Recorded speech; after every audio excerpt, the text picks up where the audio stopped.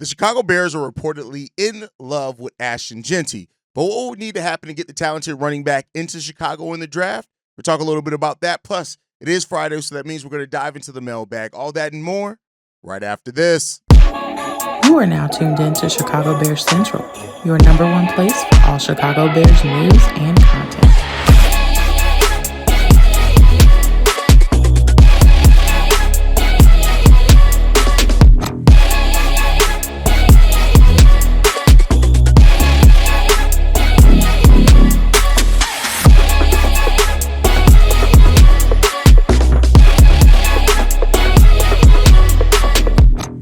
What's going on, Bears fans? Welcome to another episode of Chicago Bears Central, your number one spot for everything Chicago Bears related. I'm the host, Air Hayes, but more importantly, you guys can follow the channel at Chi Bears Central on every social media platform we happen to be on. With that said, let's go ahead and get into this content for today, y'all. And the Ashton Jent rumors just will not stop around the Chicago Bears. And, you know, I didn't expect it to, right? Now, according to Matt Miller of ESPN, the Chicago Bears love Ashton Jent.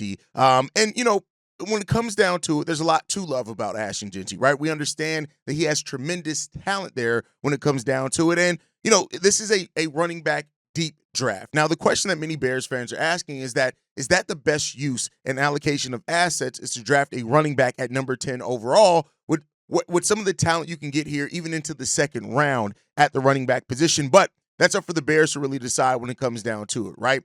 Now, when it comes down, Matt Miller also pointed out that the Las Vegas Raiders may take him there at number 6, and that the Bears may have to even, you know, he said in this, may have to package their 2 second-round picks in order to get back into the first round and select an edge rusher. Now, that's that. We'll talk about the second part of that later, right? Let's talk about the edge rusher. Let's separate that from talking about it, right? To come down, when you're looking at Ashton Jent, what it would take to potentially get him here in Chicago, the Jacksonville Jaguars would have to focus on other positions, right? I think that's a thing there, right? You know, Jacksonville may be taking Mason Graham at number 5. That's what Matt Miller wrote about in that article, and that wouldn't necessarily be surprised, right? He did say that we have not heard anything in regards to Jacksonville and Jent. Okay, so that's one team off the board. The Raiders, there. Albert Breer recently pointed out that the Raiders taking Jent there didn't seem like a likely thing. Said this: I don't know if the Raiders right now are in position to draft a running back that high. Look at where they are from a roster standpoint. The way I see it, I think they still have to build the guts of that team. We've been there ourselves before, where you can't put the cart before the horse, right? Then you look at it, the Jets, the Panthers, and the Saints all are very invested in the running back group that they already have there, right? You look at New York, they have Breece Hall and Braylon Allen there. Carolina is now Paige Hubbard, Enrico Dwaddle, right? They're there. The New Orleans Saints are tied to Alvin Kamara. They really have other bigger needs, quarterback, when it comes down to that. So it doesn't seem like they are. So then it comes down to the Bears potentially at number 10, right? Now, under Ben Johnson's offense, we know that Ben Johnson likes playmakers.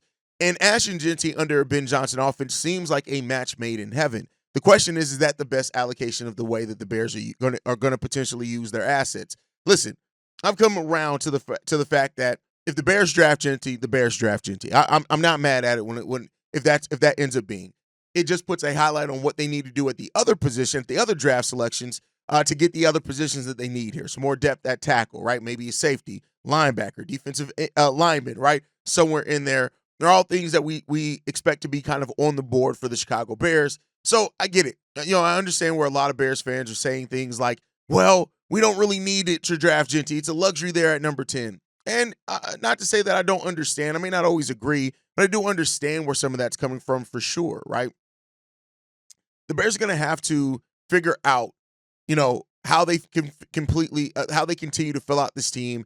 And when it comes down to it, I've said many times, whether it's Tyler Warren or whether it's Ashton Jent, if the Bears want playmakers on this team, they have the opportunity to go out and get the playmakers. Another thing that people that kind of need to view it on as well is that, especially when you look at it as Tyler Warren or Ashton Jent or any of those guys, what are the possibilities that you get those positions in further drafts that can address it the way that you need to? So, you know, we'll see, man.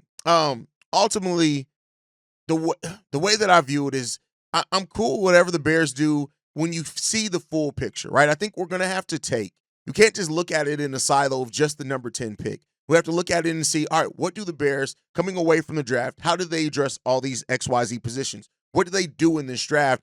I think when you see the full picture, it can make other things make sense, right? So I think that's the most important thing. When you pair in free agency and the offseason and what they did in trades and things like that, with the full draft, what they do with all their picks in the draft, that's when you can start getting and painting that full picture, right? Of course, there's going to be a lot of people that look at it and say, all right, man, the Chicago Bears, they drafted the running back at 10. Oh, my God. But you got to look at what they do with everything and the full picture there. And I'm waiting.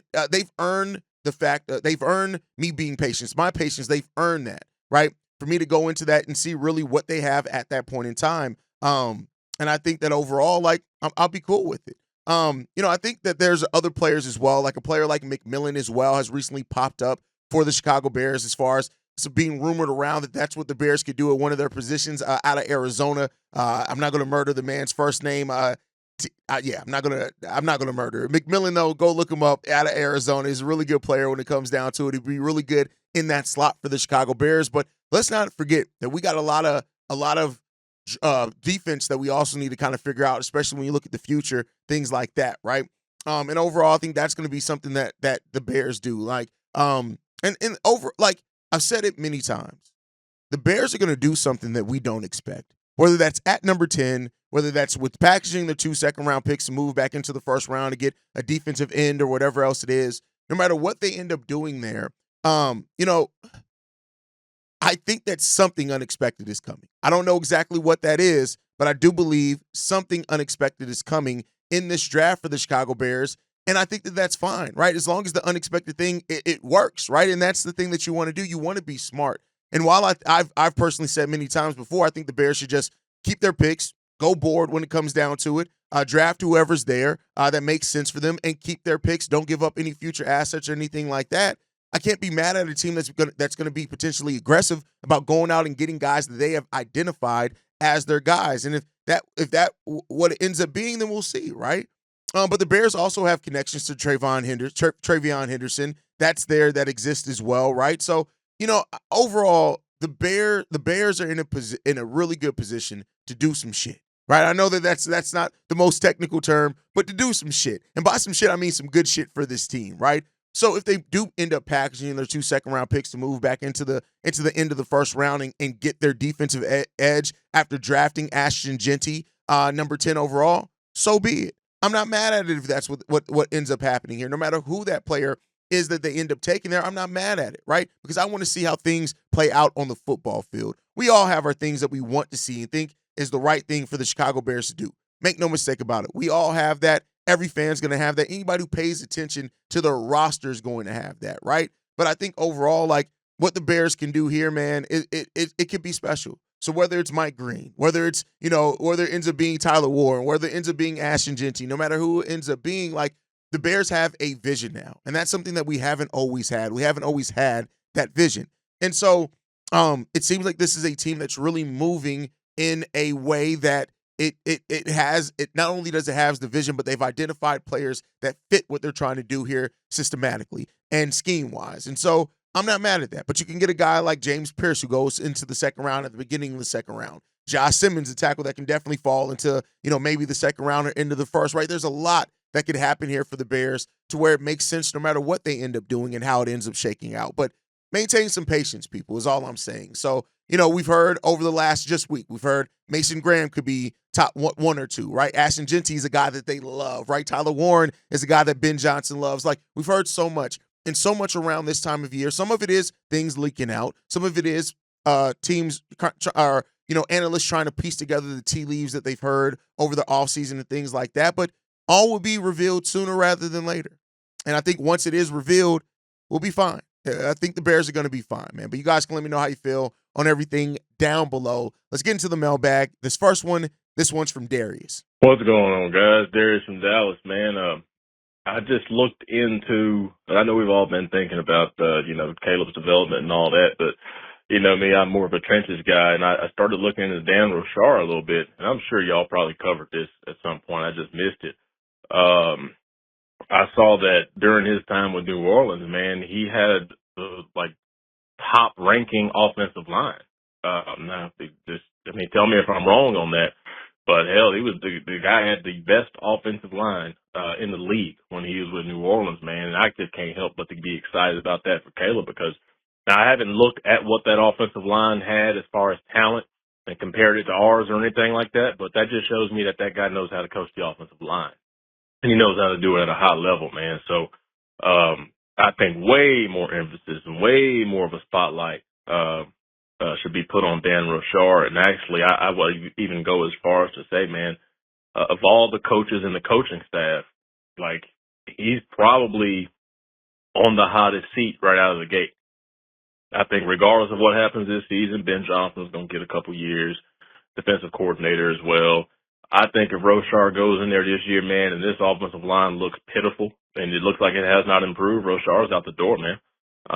But I really am hoping for, a lot of improvement. And hell, if he can't get us to number one, if he at least gives us a top 5 offensive line, a quarterback like Caleb Williams, man, he's never had an offensive line that good in his career.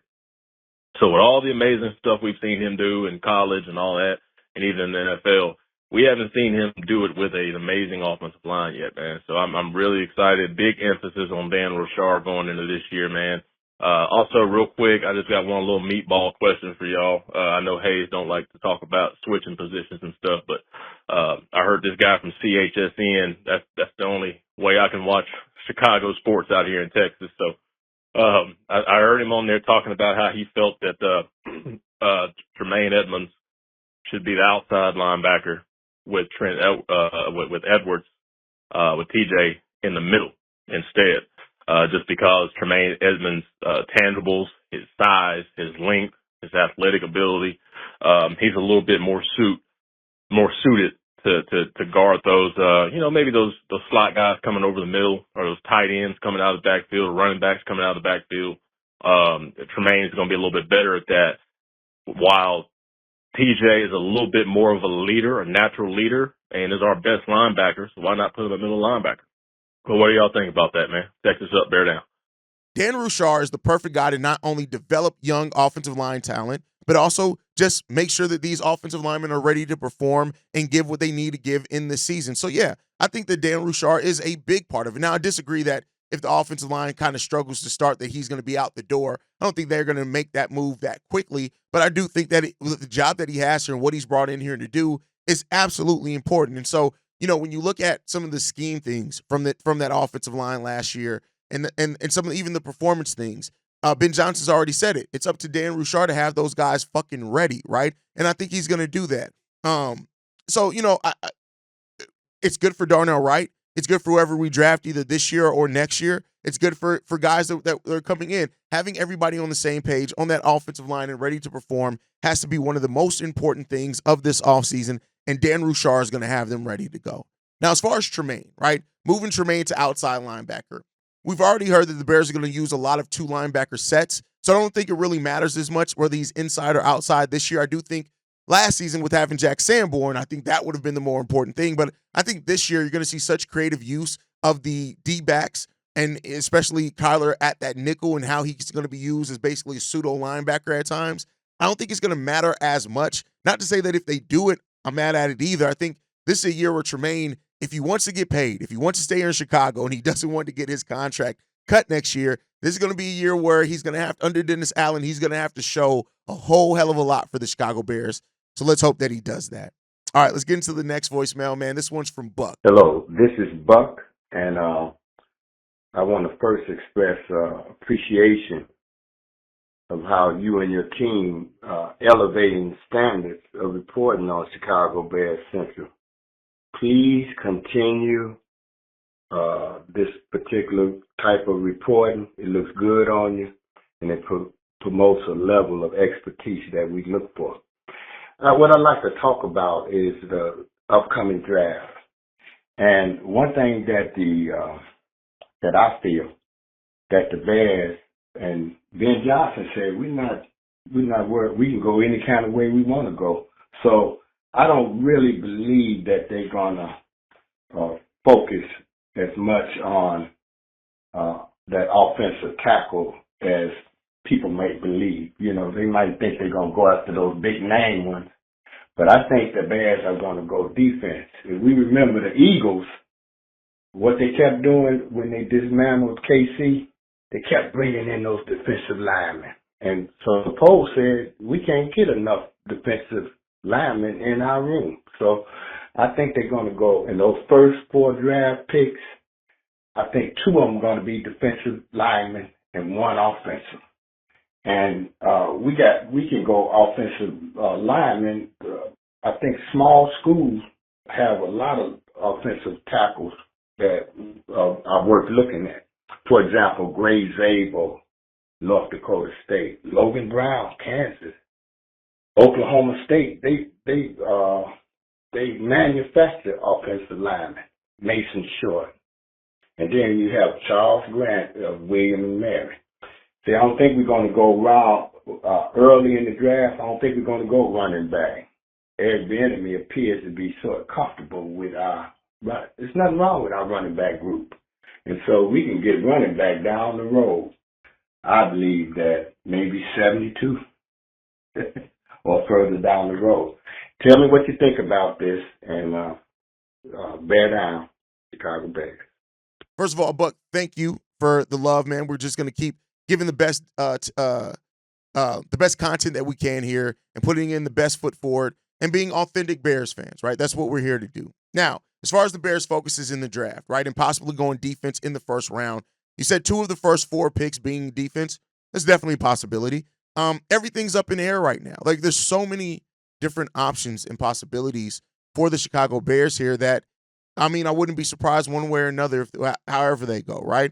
So a defense definitely needs to be addressed, whether it's safety, linebacker, defensive end. Offense definitely needs to be addressed, whether it's running back, which is the desired position, tackle, or whatever else. The Bears are going to address everything in this draft. So however it falls out, like, you're going to see a draft where, like I said before, the Bears are going to be very focused in how they go about bringing in talent, the talent that they bring in, and the position. So, it's going to be a very balanced, I think, draft by the Chicago Bears, and they're going to continue what they've done in building the trenches and building everything else around it as well, and getting us to a position where we can compete in the North, compete in the NFC overall, and be a solid team this year. So, great voicemail there. And again, thank you for the love.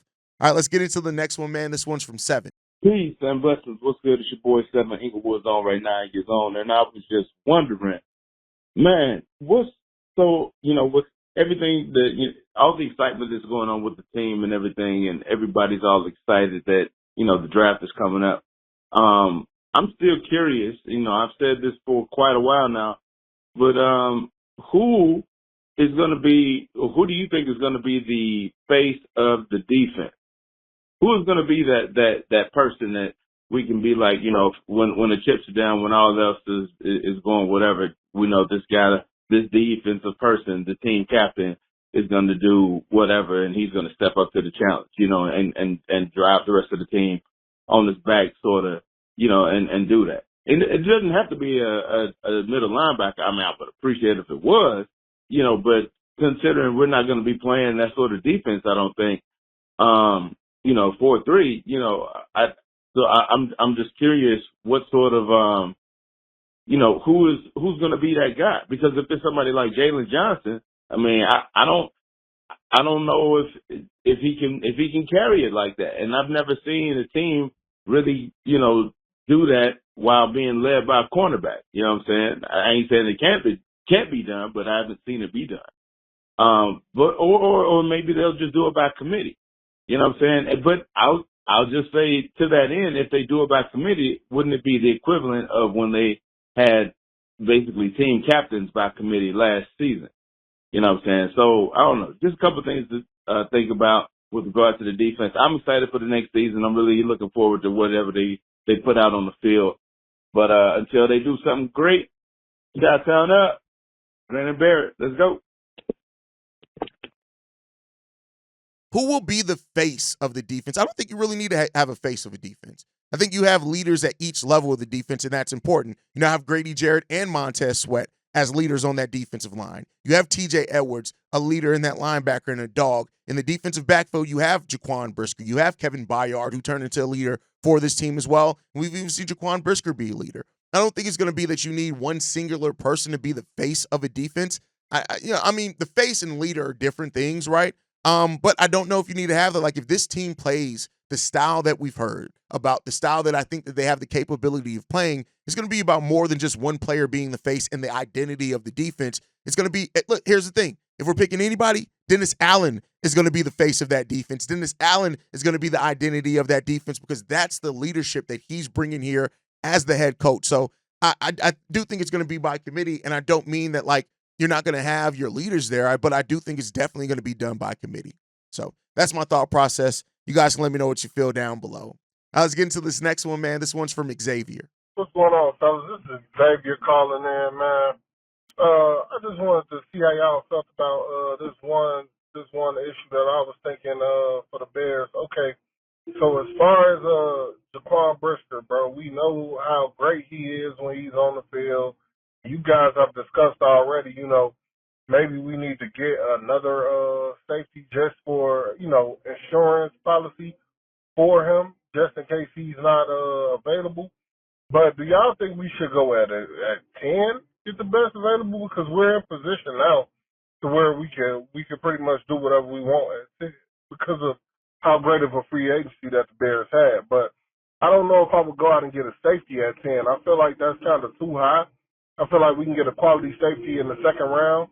So if we were to just say we take the best available defensive end at 10, or we go get Ashton Jent or Tyler Warren, whoever they want at 10, and we go get a safety and a running back in the second round, I feel like that might suffice as well because, I don't know, I just feel like a safety, and there's some great safeties out here in this draft. I've been doing my homework a little bit on a few of the first round talent type of safety, and they're pretty solid. But I feel like safety is just a position of where you can still get a high value guy in the second round. I just feel like number 10 might be a little bit too high for a safety, and I don't think that would be the best available player on the board at 10. Especially with the defensive guys that are available and offensive tackles that could still be there. So, how would y'all feel about getting a safety second round? Just a little quick little message that I felt, wasn't talked about enough as far as like getting a safety second round instead of just jumping for one in the first, even though, that might be the top safety, but I don't know if that'll be the best available pick. Let me know how y'all feel about that, man. Chicago up, Bear down.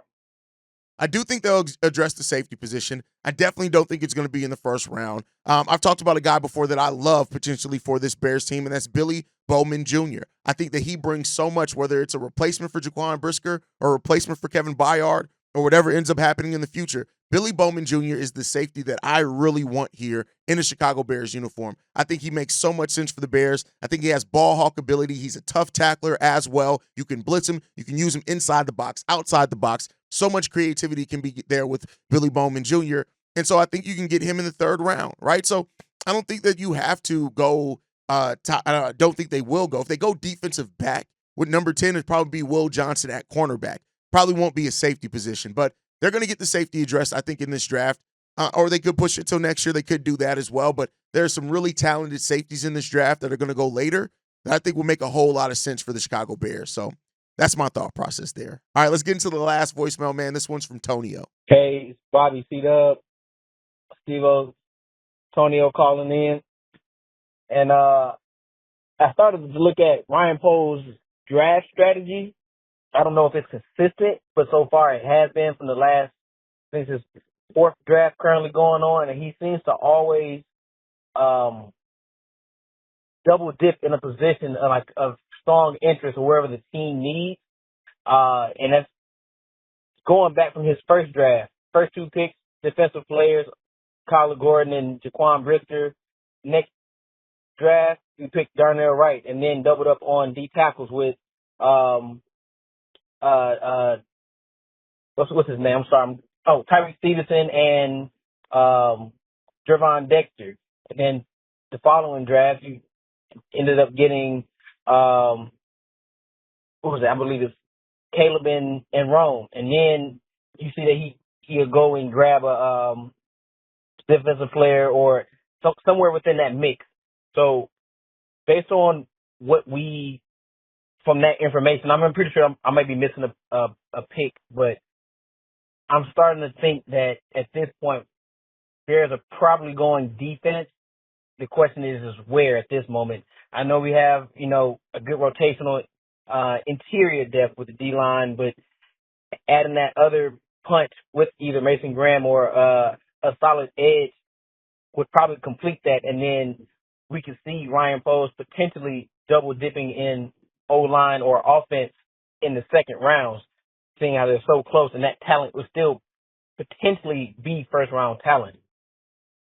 My question is, if Ryan Poles decides to double dip, would you prefer him to go defense first and then O-line on, well, not O-line, but offense O-line in the second round, or double dip on defense in the second round and go O-line or offensive player in the first round? At this current moment, I think we should go grab the offensive talent. I'm still leaning towards O-line. If not, trade back and grab some more picks, and then we can still do what we want and double dip. But that's my current draft strategy at the moment. Let me know what you think. Chicago up, bear down.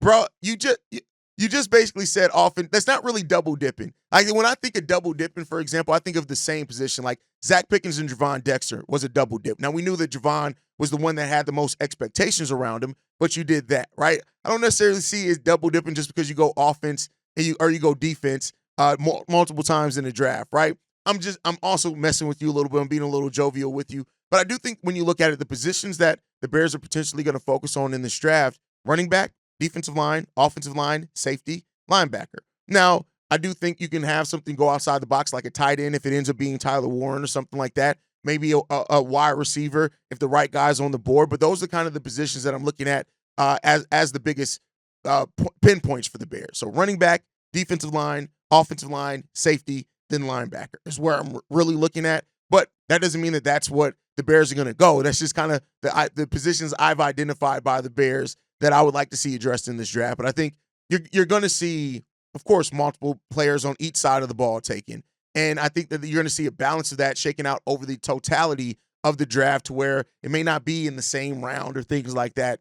We'll just see what the Bears do, man. We'll see what the Bears do. But, guys, thank you so much for all those voicemails. Thank you guys for tuning in. Make sure you guys are following us at Shy Bears Central. You can send us any feedback, questions, comments, concerns, ChicagoBearsCentral@gmail.com. Lastly, if you want to leave a text message and our voicemail for the mailbag, the number to do so, 773-242-9336. We are the number one spot for everything Chicago Bears related, but that's thanks to you, lovely and beautiful people. And like I like to end every episode on, Chi-Town up, we'll bear down. Love you guys. Peace, y'all. This has been a presentation of the Break Media.